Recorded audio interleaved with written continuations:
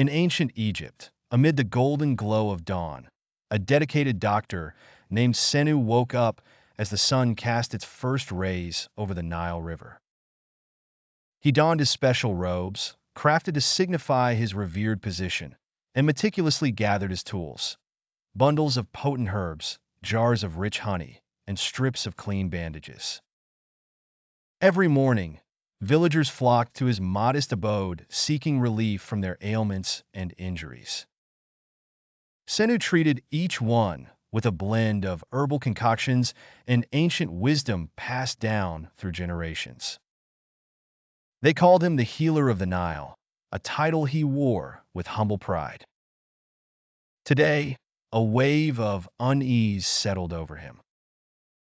An unusual illness had begun to spread through the village, claiming more victims each day. Symptoms of fever, dizziness, and weakness left many bedridden. Determined to combat this mysterious affliction, Senu worked tirelessly from dawn till dusk. He crushed herbs into fine powders, blended them into soothing teas, and applied poultices to fevered foreheads.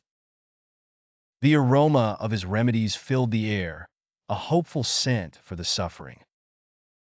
With keen observation, he noted patterns and sought to understand the nature of the illness. Amid his treatments, Senu visited the grand temples dedicated to the gods. He stood before towering statues of deities, offering prayers and making sacrifices. Incense smoke curled toward the heavens as he murmured petitions for divine intervention.